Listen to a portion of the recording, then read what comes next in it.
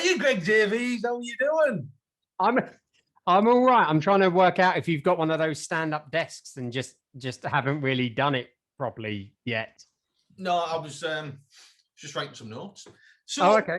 Well, first of all, I've got an apology to make to you. You gave me a massive hi, Greg Davies, last time, and I didn't say your name back. All we've got people calling you a fat Lionel Messi now, which is unfair. Yeah. You just don't have the body of a well-toned professional, but you're far from obese, my friend. So I would like to formally apologise and say, hi, Russ Sorben, how are you? I'm all right, Stepping Time. How are you? I'm all right. You can just call me Sit. You can be FLM, and I can be SIT. The notorious SIT. The notorious SIT. Yes, very good. Well, we got the tricky second podcast. We have. We need to be careful. This is normally where podcasts fall down. They've used all of their golden material on the first one. Big mistake. Big mistake. And I felt like I overdressed on the last one. So this time I took your motivation from Jeremy Clarkson. I'm wearing Jeremy Clarkson's t-shirt. Got it on eBay. Did you? Yeah. What'd you pay for it? Well, I'd rather not say because it was quite expensive because of the sweat stains that are authentic. But you would pay a lot for Clarkson sweat stains, wouldn't you?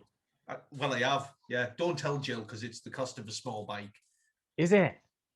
Yeah. Well, like one of those really tiny ones that that people used to ride for novelty acts, like the really tiny little bikes. Yeah. Oh, nice. Which, funnily enough, they're quite expensive for small bikes because of the structural integrity that needs to be built in, because they need to be built for adult use, but scaled right down. I think it's nanotechnology. Yeah, and they're put together by people with tiny hands because it's so intricate. Only the bloodline of Donald Trump can actually assemble the bikes. Yeah. Well, did you know that Jeremy Beadle was a half brother of Donald Trump? What half? Left half.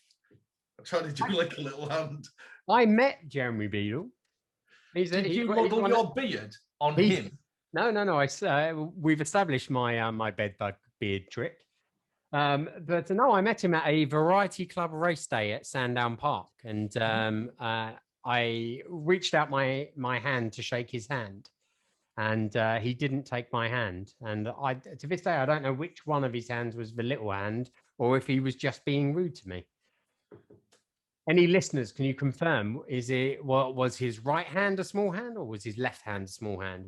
Is that the reason he didn't shake my hand, or did he just not like the cut of my jib? Yeah, if the listeners could tell us, and please write in on our Facebook page, was Jeremy Beadle a nasty man? Was he?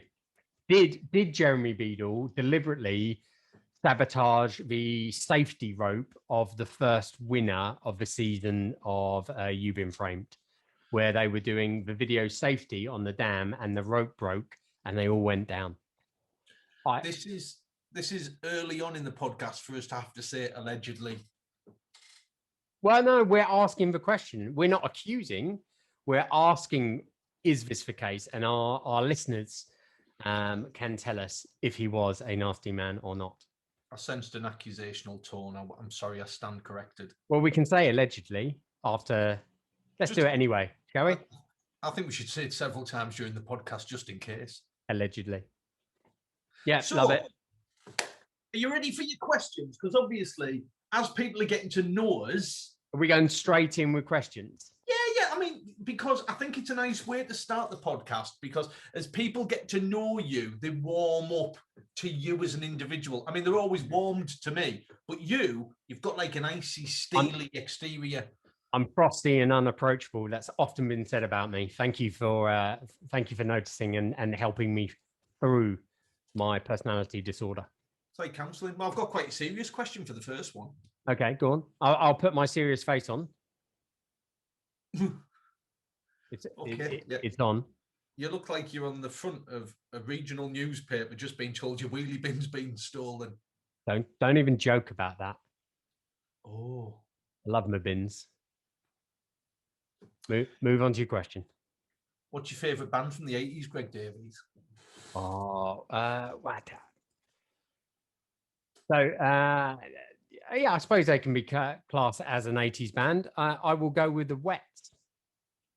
The Wet, the Wet, and the Wet. You mean Marty Pello et al.? Yeah, I do. I do mean Marty Pello, who I was really surprised when I found out he was Scottish. When I saw him, I actually saw him on The Big Breakfast speaking for the first time because. Hang on.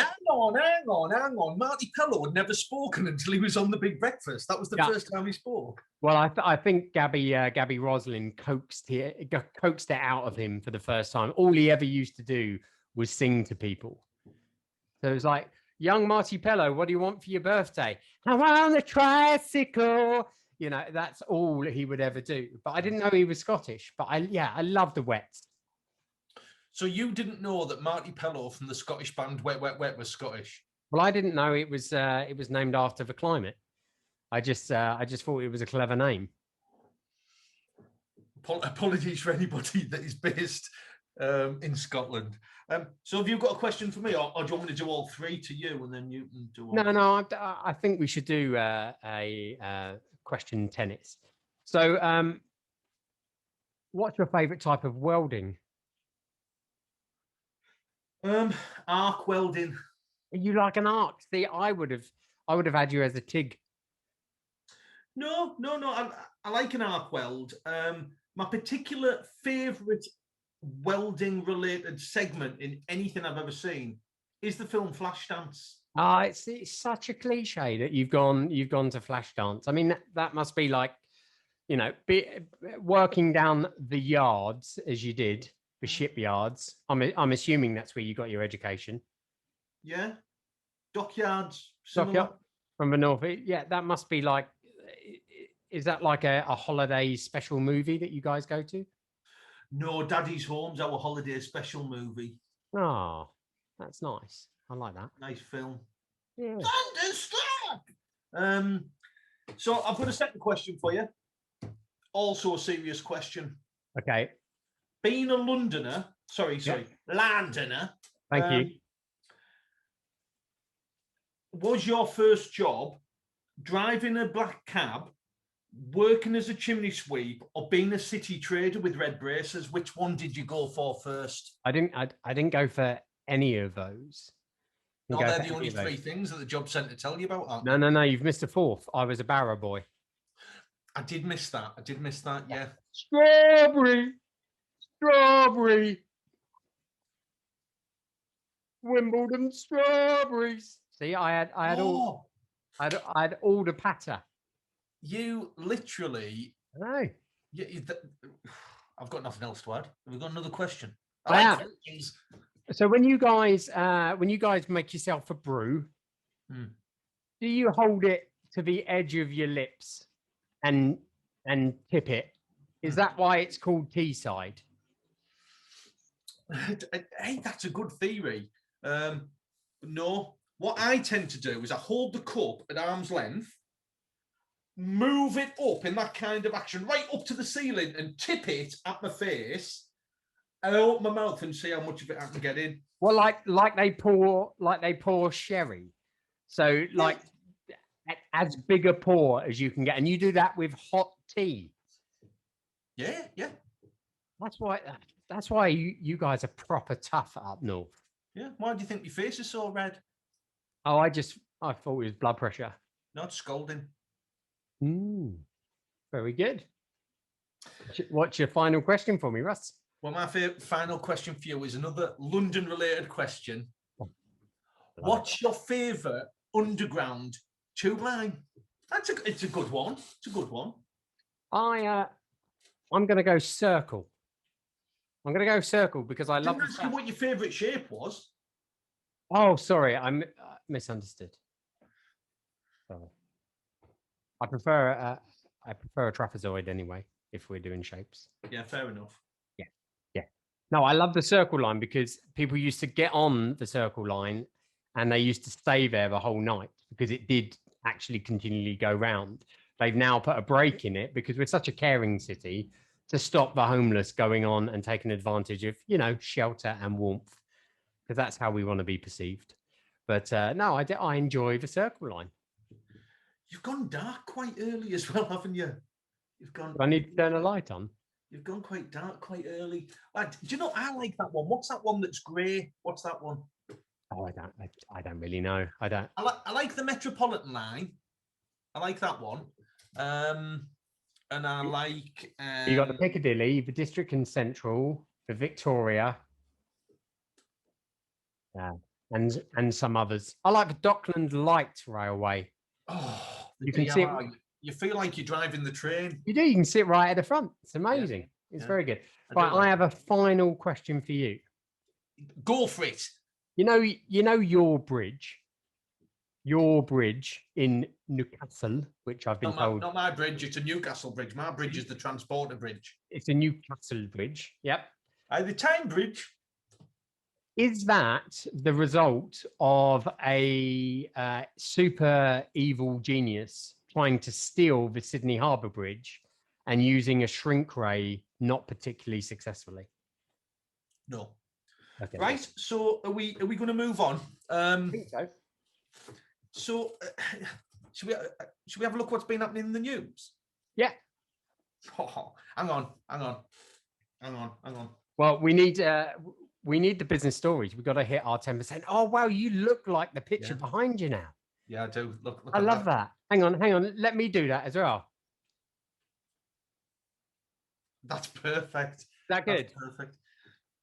For our listeners, Russ has just pulled on a very very stylish pair of glasses to look like the bearded man on our logo, and I just did my very best monkey impression. What I was trying to do was look like a newsreader. So, in the news today, there's been a 9% uplift in retail sales as consumers clearly are wanting shops back. Wow. Now, I've got some comments around this news item, Greg. Just take my glasses off because I'm going back to me. Okay, right. 9%'s not that impressive. 9%'s not that impressive, especially considering that all the shuts were shut last week. I couldn't even say that. They're all the shuts. Les Dawson. Yeah. So if it's a 9% uplift on this time last year, they're in trouble. They really are. Yep. And of course, people are wanting shops back. They just want to get out and about and do stuff. Just before Christmas, so there have been some very clever shops. And my big bit of business advice from Professor Greg Business Davis, Professor Dr. Greg Business Davies.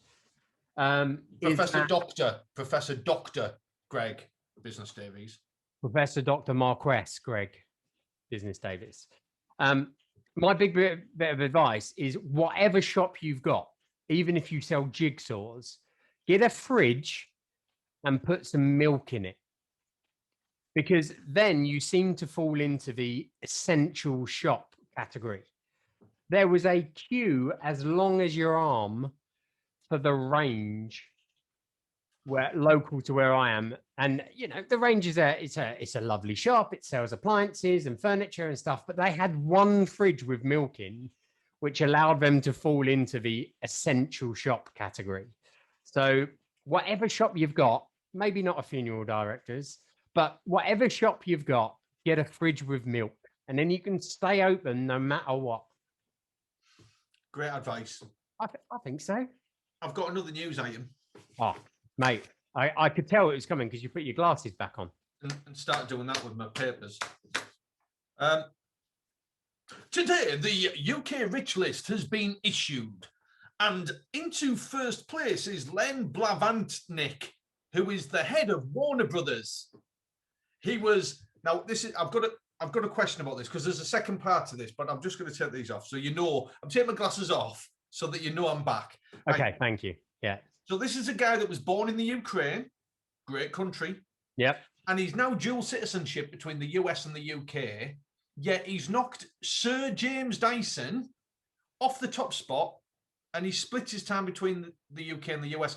I'm not sure he's allowed to be on the UK Rich List. Maybe his net worth should be halved and spread across the UK Rich List and the US rich list. I would also like to know whether or not the Ukraine still claim him, because even though people I mean, do they still claim him as a son of the motherland?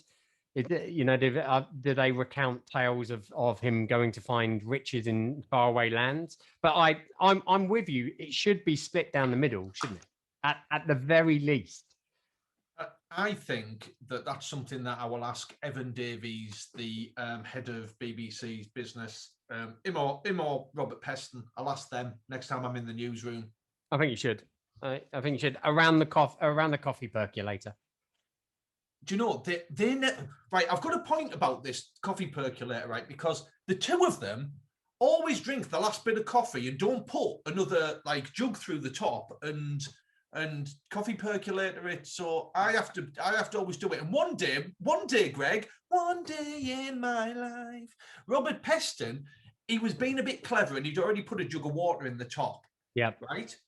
And then he'd left the jug on the side. So I went, oh, Robert Peston and Evan Davies, they haven't put any coffee through. So I put another jug in the top, put the jug underneath, put the coffee grounds in there, put it, you know how it works, and pressed it, and it put 2 full jugs through everywhere, blew the worktops. So he'd done an incomplete job, walked away, and you being the hero that you are, did a complete job that he had sabotaged your efforts. And do you know what made it even worse? Out of in the corner, I could hear a shout. It was, "Hey, Russ, man, what's happening over there with the coffee station? Is that Peston done it again? He's always doing that." Steph McGovern. That's Steph. Again, a very good impression. Very good. Russ, is Peston doing that with the coffee? She was eating a tub of peas pudding with her fingers. She's very skilled at that, I found. Does she her peas pudding hot, or her peas pudding cold? Or does peas pudding in a pot, 10 days old? Does she? Right, good. Yeah. I thought she'd go for the mature peas pudding. All of that item brought to you there is allegedly. Yes, it is. I haven't quite finished the rich list article. Okay. Yeah. I have a question for you. How do they compile the rich list? Do they ask for a copy of bank statements? Is it estimated wealth? Do they look at the amount of seagulls that follow their yacht? I mean, how do we know? No, that's the Eric Cantona method. Right.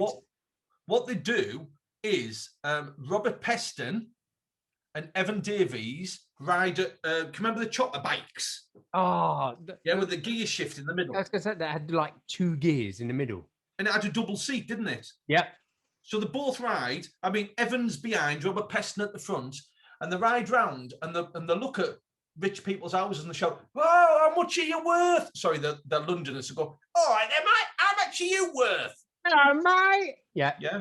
And the person opens the window and shouts, "I'm worth 4 billion." And they go, "Brilliant, write that down, Evan." So Evan writes it down on his notepad on the back of the bike. Do they all live on the same estate? Is there like one estate in the UK where they live? Because otherwise, they must have calves like steel if they're riding all around the UK.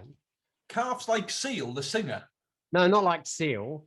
Although, kiss from a rose on the grey. It'd be amazing. Be amazing. Yeah. No, but so where's this estate that they all live in? London. It's an estate called London. Right. Is that in London?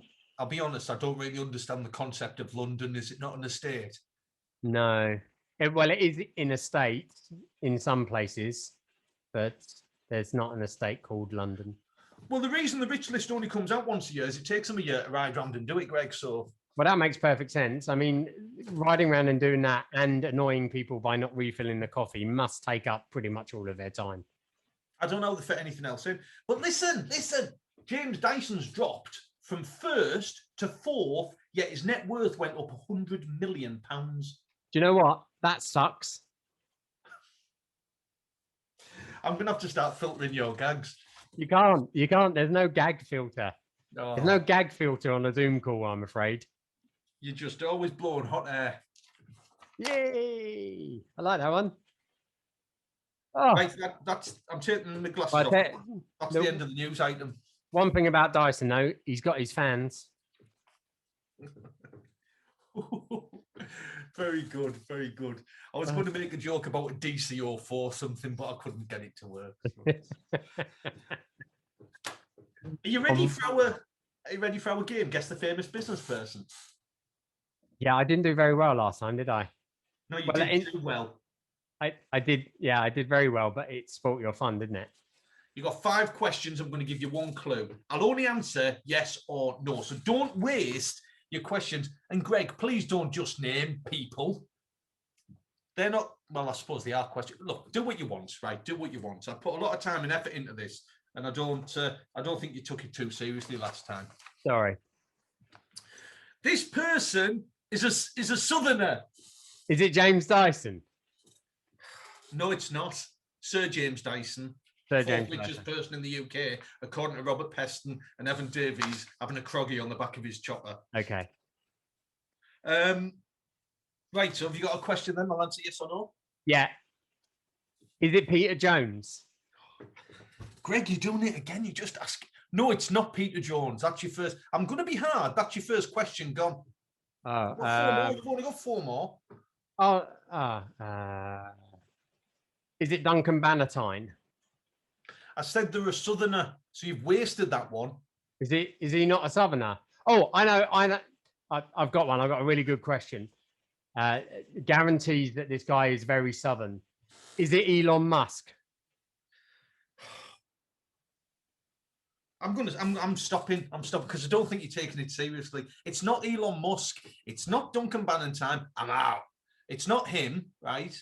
Although interestingly, he was my ice cream van man when I was a kid, but that's a whole different story for another time. Okay. So right, you've got 2 more guesses, and if you don't take this seriously, I'm going to change this next week.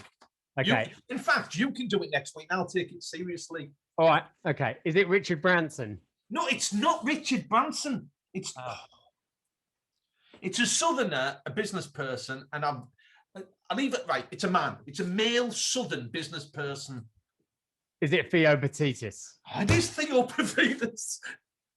It is. I've got it written down here. Theo Batitis on my piece of paper. Oh, you can't see because of my background. It's Theo Batitis. Yeah. Oh well, maybe you were quite good at that.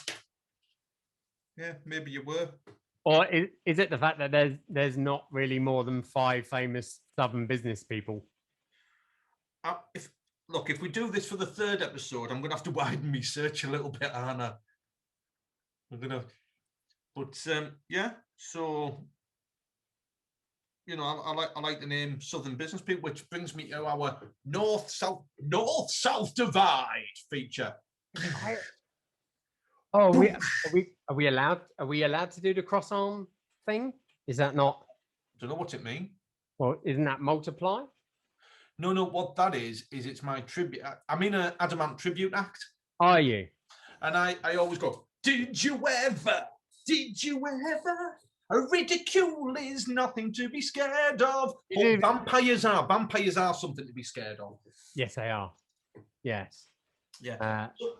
By the way, my James Dyson joke also works for vampires. Don't. It does. Yeah, it does. I'm not going to say any more, but it also works for vampires. Come on, I worry about the North-South divide section. Why? Because I know we shouldn't brush problems under the carpet in today's society.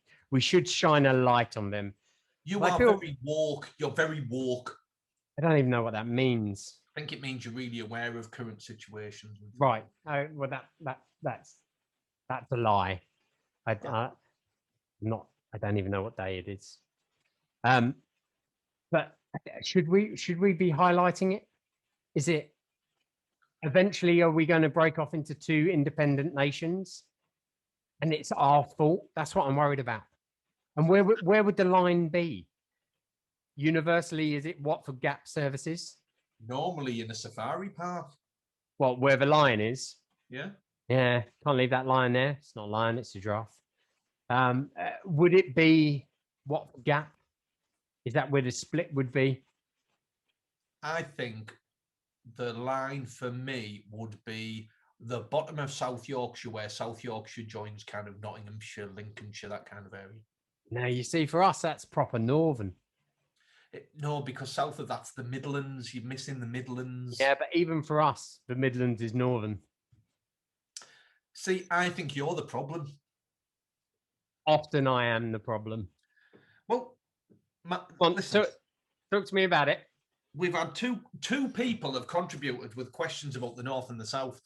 One of them is Mark Jacobs, and the other one is Louise Eccles-Cookson, and they've both said that Mark Jacobs, he's crackers. I'm allowed to do biscuit-based humour. I'm shaking my head for those people that are listening to this on a podcast. He's well, the interesting thing with Mark is he was born in Leeds, lives in London, so yeah. He's the solution to the problem. He bridges that gap. And I was talking to him yesterday, and he said, "Do you know what he said?" He said, "Hey up." In a London accent, I'm always northern. So I'm sorry, what now? What did he say? I'm always northern first. So interesting. Yeah. So I mean, I didn't do his accent very well, actually. He's a lot more eloquent than that. But they both want to know, if you go to a fish and chip shop, yep, do you have curry sauce or gravy? So that's not a preference question. That's an availability question. No way is it. So down here, the gravy is not available in the shops, whereas curry sauce is. So I do like a bit of sauce with the chips. So I will go for curry sauce. However, if I'm on a night out in Blackpool, I'll go gravy. I love a bit of gravy with chips. Can I do a Jeremy Clarkson moment? Go on. Would you have gravy or curry sauce or mushy peas? Why does it have to be or? Why can't it be and? Curry sauce and mushy peas. Curry sauce and gravy and mushy peas. Oh my goodness. You're an abomination to man. I am. Have you seen me? Those people that are watching this on YouTube are. Well, I think we established I'm like Gerard Butler if he was left out in the sun for too long. Yeah, and you'd shriveled up like a raisin. I'm like a sun-dried Gerard Butler. With a bed bug designed beard. Absolutely. Nice one. Well, that's my north-south section finished. So I was thinking we could go. I've got a question for you. Oh, go on. Yeah. For the north-south divide. Yeah. So you have breakfast, you have lunch. What's the meal in the evening called? Now, this is for me, my particular part of the northeast, Teesside, Teessider, is something I would say tea. I'm having me tea. If it's late on and you're posh, you are having supper. If it's on a Sunday, it'd be dinner. You see, I'm dinner all the way. I'm breakfast, lunch, and dinner. But there are very, very. There's tea. There's supper. What other words do we have for it? Dinner. Obviously, dinner. Yeah. I'd love to know where the lines fall with people in the safari park. No, there are no lines. There are. I've seen them. They've been barred. Don't bring Shakespeare into this. He doesn't deserve it. So we have, do you know our feature, business names? Yes. We could do with a jingle like business names, or something that's been properly designed. But business names, they're really funny. They're designed to make you money. Something like that. Something like that, maybe? That's better than good. That's better than good. It's a good job we're recording this because you could get that license to make some money. Could do, can I could try. Get that edited. We'll have it played on that section next week. I'm doing it. So, business names. You don't have to sing it every time I say business names. Just You could see I was ready to go. I could. You took breath. You were about to let flight. So Carly's got in touch and she said that there's a pest control business near them in Staffordshire, and it's called Arrest a Pest. Arrest a Pest. Yeah. Do they have thousands of small pairs of handcuffs? Different sizes for different insects and things. Yeah. And a cockroach, for example, would they have two sets of handcuffs? I think they maybe use tie wraps because they're cheaper. Ah, you mean like a cable tie, like a zip tie? Like a cable tie, yeah. Because and you can get them in and you can get them in and what's the other one? You can get them in all those places. Yeah. And from on and arrive the next day, and they're in mixed sizes in the bag, aren't they? Have you got like a form of Tourette's? Is that what that is? Well, I'm just conscious I'm not going to name these companies until they've paid for sponsorship. So it's like a sponsorship Tourette's. Yeah. If you want to be named and talked about, you have to pay some moolah. Let me see if I've got that as well. Mars bar. No, I haven't. Whereas when I say, oh yeah, wow, which sounds very similar to Moss. It does. So you could end up with chocolate or suit hire. No one knows. Don't mix them up because dry cleaning's really expensive. So, talking of chocolate items, we've been asked to talk about a few things. Lisa asked us to talk about Jaffa cakes, and we thought about it. And our answer, Greg, was it's been done, isn't it? It's been done. It's old hat. I've even had that argument with her. And I can actually give you just a 30-second summary to wrap it all up for all time ever. Shall I just do that? No, I can't be bothered either.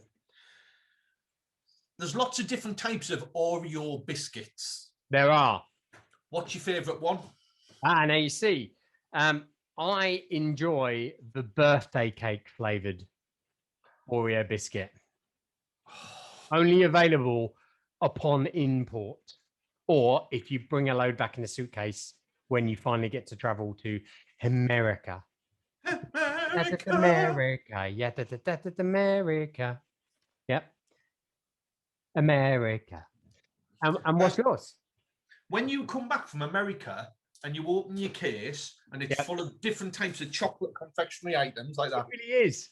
And do people gather round and go, Greg Davies has been to America. Greg Davies has been to America. Greg Davies has been to America. Greg Davies has been to America. Like that. Do they do that? Yeah, of course they do. Why wouldn't they?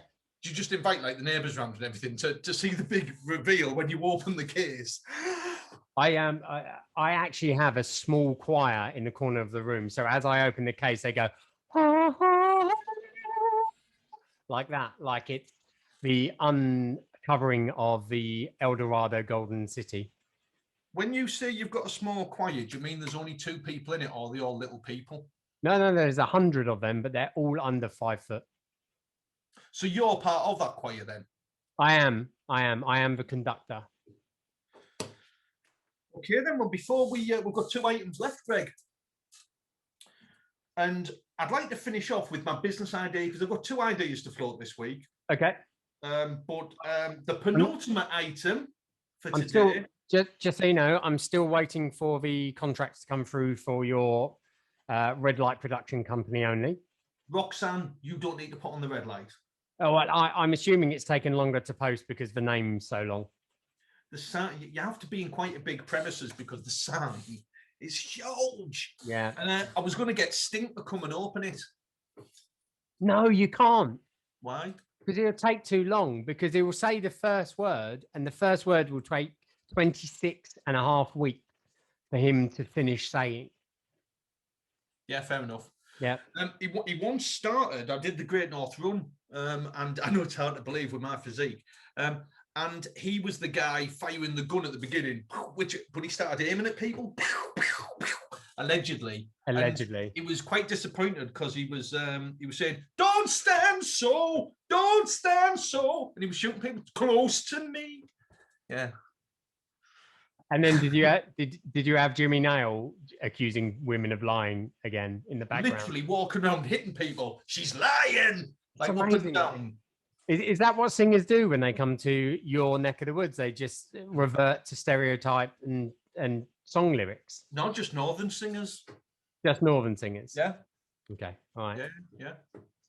Did you have the proclaimers on the sidelines going, I could walk this? Very good. Right. Who'd win in a fight? Good section. I've got two business-related news people that are not Robert Peston and Evan Davies. Oh, good. So who would win in a fight between Adrian Chiles, the previous anchor for Working Lunch and a lifelong West Bromwich Albion fan, or Steph McGovern? Steph McGovern for Middlesbrough. Now doing Steph's packed lunch on a lunchtime.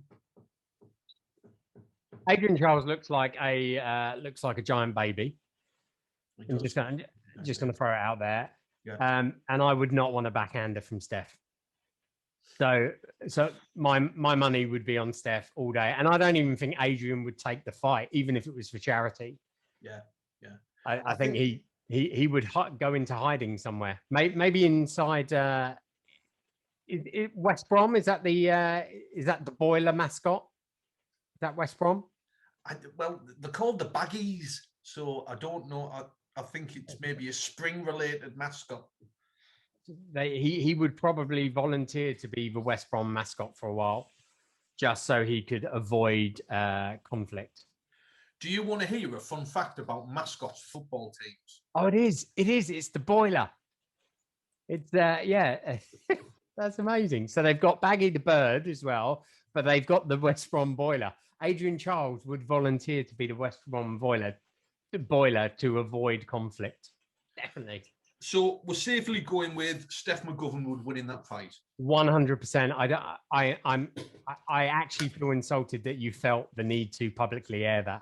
It's so cut and dry. Fair enough. Well, I've got a fun fact about a mascot, right? And it's go on. In Hartlepool, the mascot for Hartlepool United Football Club is called Hangus the monkey. Hangus, because famously in history, the people of Hartlepool had a monkey wash up on the shores in Napoleonic times, and they thought it was a French or Russian spy or something, and they hung the monkey in the town centre. And so now the mascot is called Hangus the monkey. And the guy that used to be the mascot on a match day is a guy called Stuart Drummond, who became the first elected mayor of Hartlepool. And do you know what his manifesto was? True story. Free bananas for all primary school children. True story. No allegedly needed or anything. That's an amazing fact. You can't do that every week. You're going to set too high a standard for our listeners. I'll get burnout. You really will. Want me business ideas, right? So one of them, I've got a main business idea, and I've got one that you inspired me with earlier on, right? Okay. The first one is nanotechnology. So nanotechnology is lots of nanas, right, coming up with ideas for business, but not quite having the technical gifts to pull it off. So they just knit it. So that's nanotechnology. Should I cross that one off? So they would go, wouldn't it be amazing if we had a frictionless mode of transportation like a hoverboard, but they've got no technical prowess at all? No, not all, because the nanas. And is it just knitting, or is there crochet in there as well? Oh yeah, they can crochet like Louise. Louise can crochet. Of course she can. Yeah. She can be the young gun that comes in, not a nana, but just to shake up the crop. Oh, there'd be trouble, wouldn't there? There would be, yeah. They'd be like, she's not a nana.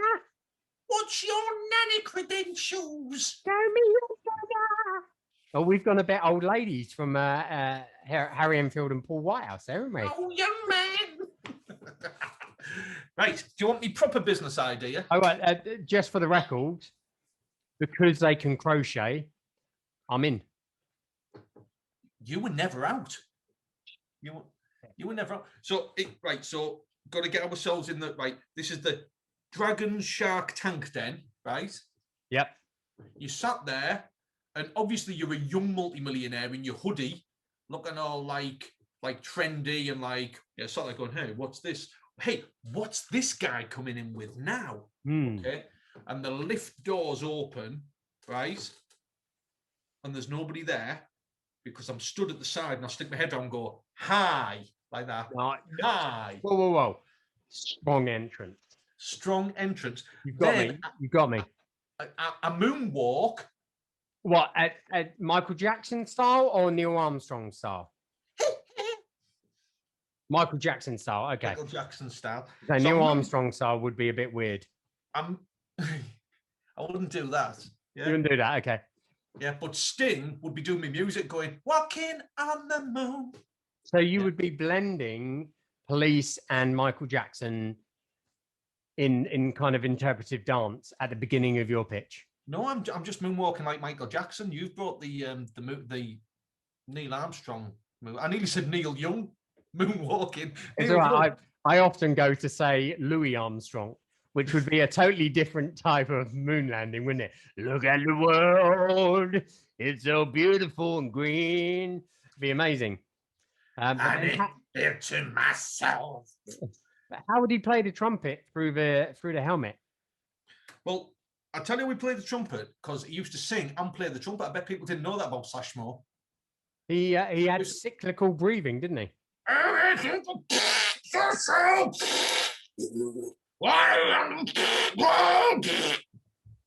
But they had to edit it in the outtakes and separate the tracks. Yeah. Because he was just showing off. Anyway. Okay, right.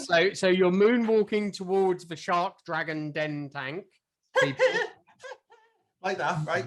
Yep. And there's some leather bench seating. Okay, I've got the image. And I sit down on it and I pick up, I don't know, like a periodical newspaper or something. And I sit there. Yeah. And the Dragon Shark Tank people are thinking, what's he doing? And then I put the paper down and I stand up and I look them in the eye and I say, I'd like to tell you about my new business for busy people that have no time. It's called Quick Sit. And when you sat down, there's some men that can mend your car while you're there, like change your exhaust, check your batteries, do your wheels. But the business is called Quick Sit. What do you think? I think it's quite close to another business. No, it's not. No, generally, I think it is. There's a place that you can go to in your car and buy a sofa called DFS. It sounds almost identical to that. Oh, you're right. I didn't think about it. Yeah. Well, that kind of ruins next week. However, what I would say is I'm in. Oh, right. Oh, now they do that, don't they? They go, no. And they put the other Dragon Shark Tank people off. I know, that's what I was doing. Yeah. Duncan Bannatyne's just gone to open another gym somewhere. Deborah Meaden is pointing at people and accusing them of treason. She's rubbing her fingers together like that. She is like she's playing the world's smallest violin. Yeah. Yeah. Love it. Yeah, love it. So that's me business idea. Quick Sit. I'm in. Yeah. So what's that? That's our third business together now. We've got nanotechnology. Yeah. We've got Roxanne, you don't have to put on the red light. Yeah. And now we've got Quick Sit. Yeah.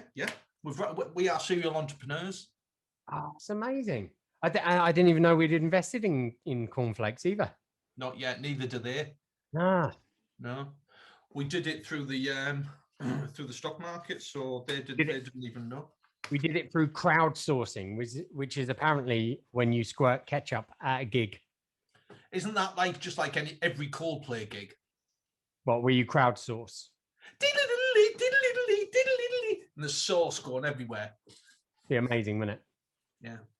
Anyway, I think we're out of time. That's pretty much everything we've got. That was our second episode of the Monkey Batman podcast. If you've enjoyed it, my name's Fat Messi, Mr. Fat Messi. And I'm Step in Time. Yeah. I'm not enjoying your name. I think we need to come up with a new name. We'll take suggestions. But yeah. So as per every week, if you've got any suggestions for business or any examples of business names you've got in your area, please get them across. If you've got any questions from me or Greg, if you've got any examples of North-South divide, don't be coming to me with business ideas, right? Because that's my section. But if you do want to know who would win in a fight, please give us those suggestions as well. And all the other stuff we discussed, please contribute on our Facebook page. Love it. Love it. Who would you have in a Welsh version of Take That? It's difficult. I think I'd have Tom Jones. Well, that's not unusual.